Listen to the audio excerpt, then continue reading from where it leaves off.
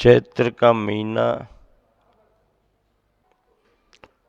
और ये चैत्र का महीना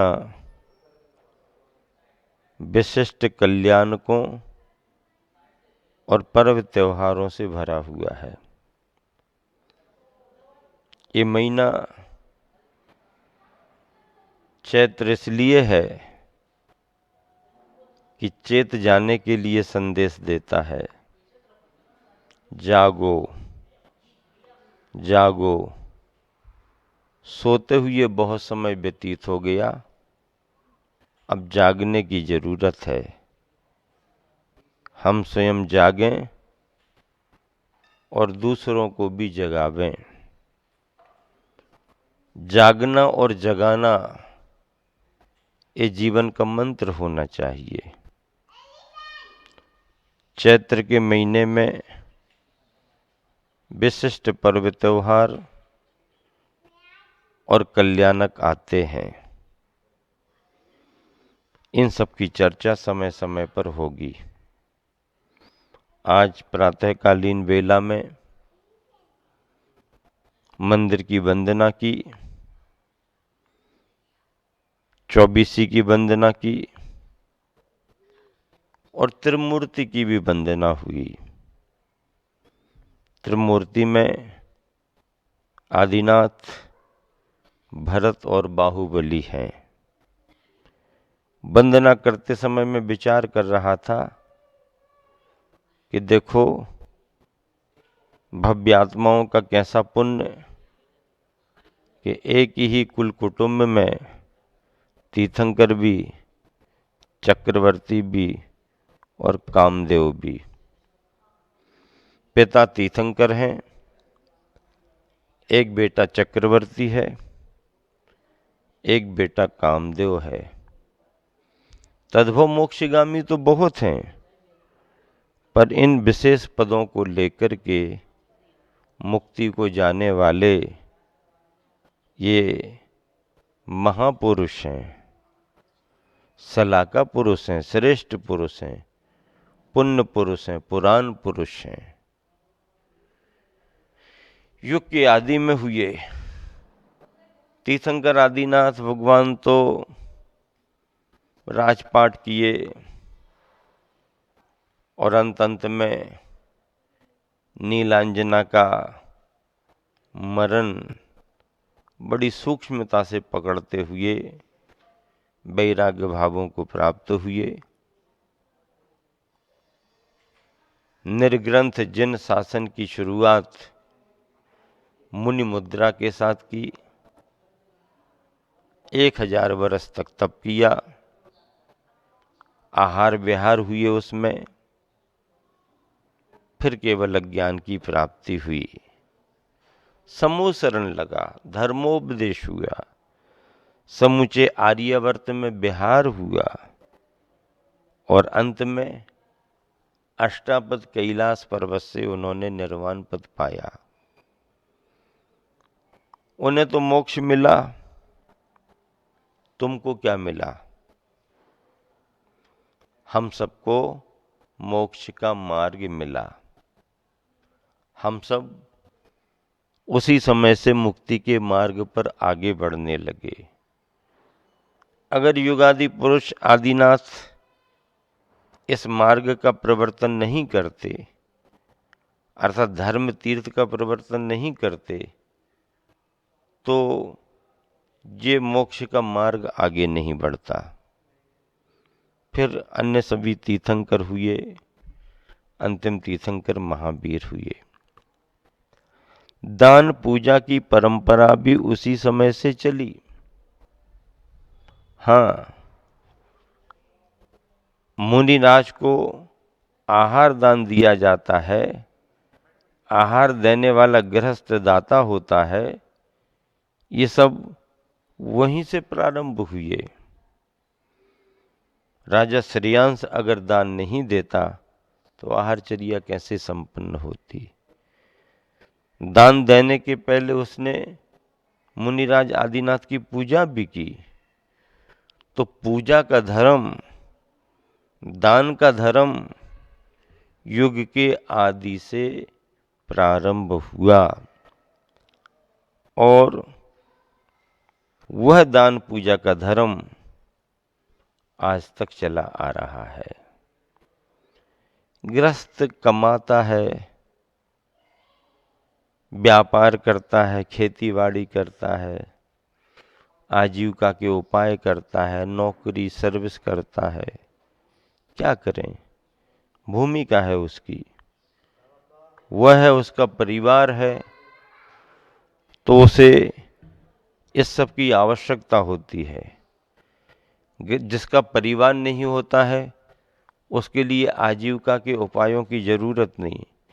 जिसका परिवार है तो उसको आजीविका के उपाय आवश्यक होते हैं। हाँ, आजीविका मतलब गृहस्थोपार्जन, आजीविका उपार्जन। भोग भूमि का काल तो है नहीं कि कल्प वृक्षों से काम चल जाएगा। चतुर्थ काल है, कर्म भूमि आ गई है, तो असी मसी कृषि वाणिज्य विद्या शिल्प, इन 6 षटकर्मों के द्वारा इस गृहस्थ को अपने परिवार को चलाने के लिए आजीविका का उपार्जन करना पड़ता है, श्रम करना पड़ता है। गृहस्थ मुनि बन करके साधना का श्रम करता है, इसलिए श्रमण कहा जाता है। मुनि को श्रमण क्यों कहते हैं? क्योंकि वह आत्म साधना का श्रम करता है, परिश्रम करता है, इसलिए वो श्रमण माना जाता है। और गृहस्थ उन मुनियों की भक्ति करता है, दान देता है, आहार आदि वैयावृत्ति करता है, तो ये अपने धर्म में निरत होने के कारण श्रावक कहलाता है। श्रम करे सो श्रमन, बहुत अच्छी व्याख्या मूक माटी में आचार्य श्री ने की है।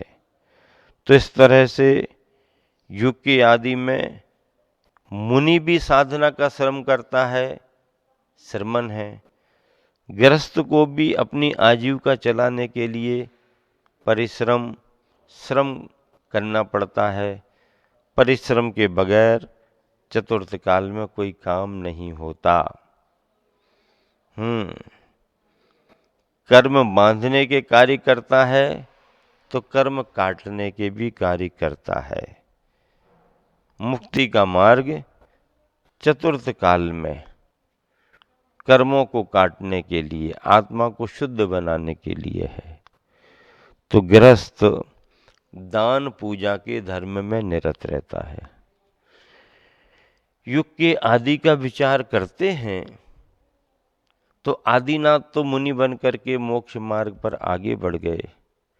भरत बाहुबली दोनों घर में रहे, घर में तो रहे, लेकिन धीरे धीरे धीरे धीरे सत्ता को लेकर के, संपदा को लेकर के वैचारिक मतभेद होने लगे। बताओ, इतना बड़ा राजघराना, किसी के पास कोई कमी नहीं। पिता ने भरत को भी सौंप दिया, पिता ने बाहुबली को भी सौंप दिया, लेकिन इसके बावजूद भी भरत राज्य का विस्तार कर रहे हैं और चक्ररत्न प्राप्त करने से 6 खंड के अधिपति बन रहे हैं।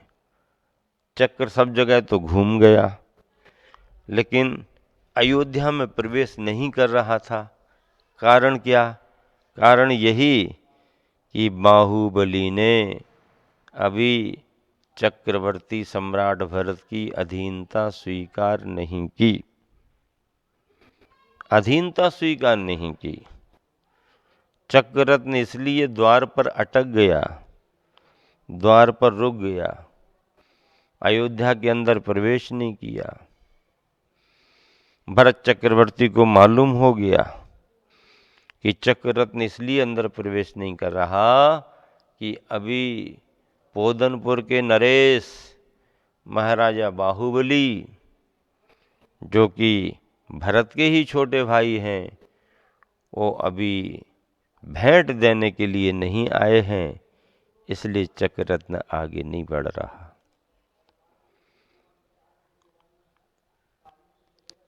भरत सम्राट बन रहा है तो खुशी तो बाहुबली को भी है, मेरा भैया चक्रवर्ती बन रहा है। अब जब मेरा ही भैया चक्रवर्ती बन रहा तो मुझे कोई नई बात थोड़ी है, तो मेरे घर की बात है। भैया ही तो सम्राट बन रहा। बाहुबली खुश थे, लेकिन चक्र अंदर नहीं आ रहा, क्योंकि चक्र कह रहा है कि धरती पर शासन करने वाला एक भी सम्राट अगर शेष रहेगा तो चक्र अंदर प्रवेश नहीं करेगा। बाहुबली के पास संदेशा भेजाया गया। संदेश पाकर के बाहुबली ने कहा कि भैया भरत के लिए मेरा प्रणाम है, मैं अपने भैया भरत की अधीनता स्वीकार करता हूँ, पर चक्रवर्ती सम्राट भरत की अधीनता स्वीकार नहीं करूँगा। क्यों? क्योंकि पिताजी ने उन्हें भी दिया, मुझे भी दिया, वो अपना संभालें, मैं अपना संभालूं। क्या पड़ी है भरत के लिए मेरे राज्य की? इतना बड़ा साम्राज्य उनके पास है, वो अपना संभालें। लेकिन भरत के लिए मन में ये बार बार आ रहा था कि मैं अगर बाहुबली के द्वारा सम्राट नहीं माना गया तो मेरा ये चक्ररत्न अंदर नहीं आएगा और हमारे सम्राटपने में कमी मानी जाएगी। तब भरत ने युद्ध करने के लिए चुनौती दे दी और बाहुबली ने युद्ध को स्वीकार कर लिया। लेकिन समझदार मंत्रियों ने ये कह करके टाल दिया कि दोनों भाई चरम शरीरी हैं, तद्भव मोक्षगामी हैं, इनका कुछ भी नहीं होगा, इनके युद्ध में निर्दोष सेनाओं का संहार होगा।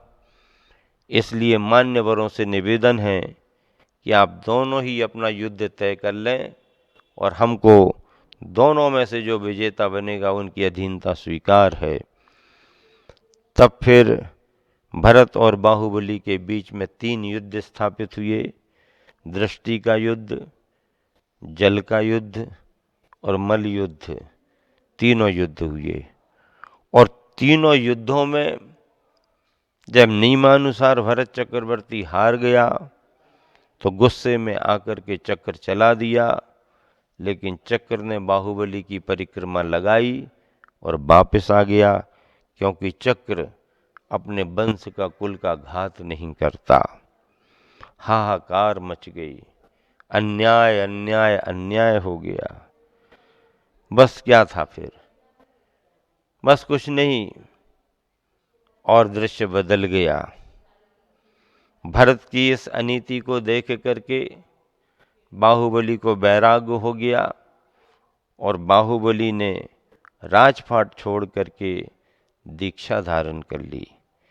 ध्यान में बैठ गए, ध्यान करने लगे।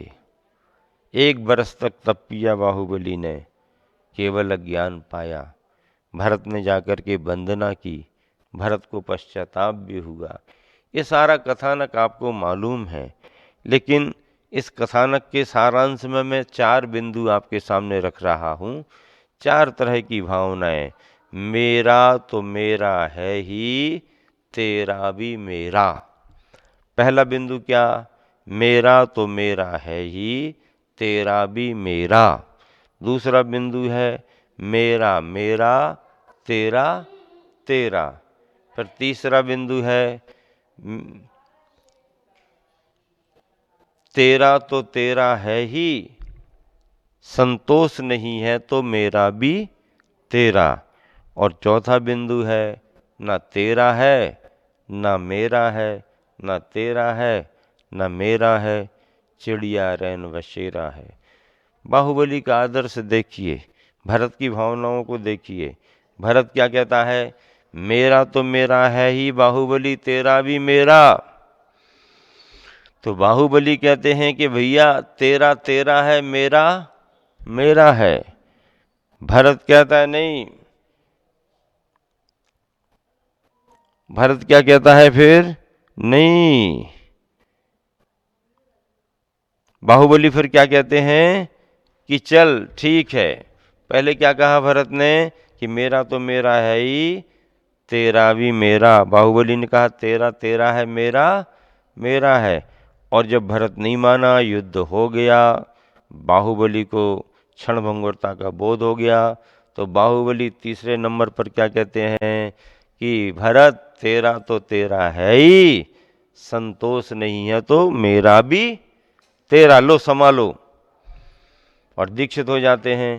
तो जब ध्यान में खड़े हो जाते हैं तो बाहुबली विचार करते हैं, ओहो मैं क्या विचार कर रहा था, सत्यता तो ये है, न तेरा है न मेरा है, न तेरा है न मेरा है, न तेरा है न मेरा है, चिड़िया रैन बसेरा है, सुबह शाम का डेरा है। ये अध्यात्म की भावना, न तेरा है न मेरा है, चिड़िया रैन बसेरा है, सुबह शाम का डेरा है, ये अध्यात्म की भावना आती है। सत्ता को लेकर के, संपदा को लेकर के संघर्ष हमेशा होते रहे हैं, इतिहास साक्षी है। न सत्ता साथ जाने वाली है, न संपदा साथ जाने वाली है, साथ जाने वाला तो सत्य है। उस सत्य को पाने के लिए, शाश्वत सत्य को पाने के लिए हम सभी को केवल इसी भावना पर बार बार चिंतन और विचार करना पड़ेगा कि ना तेरा है ना मेरा है, चिड़िया रैन बसेरा है, सुबह शाम का डेरा है, सुबह शाम का डेरा है। कैसा अध्यात्म है, कहाँ उलझा हुआ है ये अज्ञानी प्राणी, तेरे मेरे में लगा हुआ है, तेरे मेरे में। अरे बाहर की संपदा तो क्या तेरी मेरी, ये शरीर भी मेरा नहीं है, और शरीर के अंदर रहने वाले राग द्वेष के परिणाम भी मेरे नहीं हैं, कर्म बंध भी मेरा नहीं है। मैं तो एगो में सस्वदो आत्मा, नान दंसन लखनो, शेषा में बाहिरा भावा, सब्बे संयोग लक्षणा। बस अध्यात्म यही है कि ना तेरा है ना मेरा है, चिड़िया रैन बसेरा है, सुबह शाम का डेरा है।